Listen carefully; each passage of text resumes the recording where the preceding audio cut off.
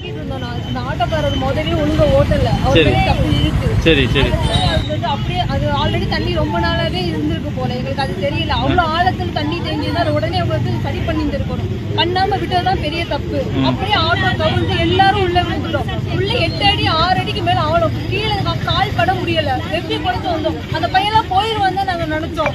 வந்தது ஏதோ எங்க அம்மா குடுத்ததுனால தப்பு. அப்படியே அவங்க அம்மா பிடிக்காம விட்டுருந்தாங்க, அவனும் போய் தான் இருப்பான். எங்க இருந்து எங்க போனீங்கப்பா? நாங்க தெற்கு வாசல்ல இருந்து அன்பு நகர் போயிருக்கோம், ஒரு ஃபங்க்ஷனுக்கு போயிருக்கோம்.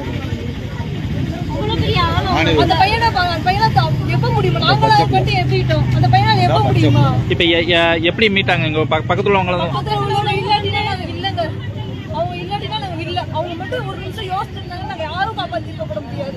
நாங்க ரோட்ல வந்துகிட்டு இருந்தோம். இந்த சேவூர் இங்க இடிஞ்சிருச்சு போல, அது எங்களுக்கு தெரியல. ஆட்டோக்காரரு ஓவர்டேக் பண்ணி போறேன்னு சொல்லி, அதை தாண்டி போறேன்னு சொல்லி பள்ளத்துல உள்ள விட்டு எல்லாரும் முங்கி செத்து பொழைச்சிருக்கோம். இதெல்லாம் வந்து ஒரு வச்சு கவர்மெண்ட் இதெல்லாம் பார்க்கக்கூடாதா? இன்னும் கொஞ்ச நேரத்துல என் பிள்ளை செத்து இருக்கும். நாங்களாம் எப்படி இந்த நம்பி வாழ்றது? இப்படி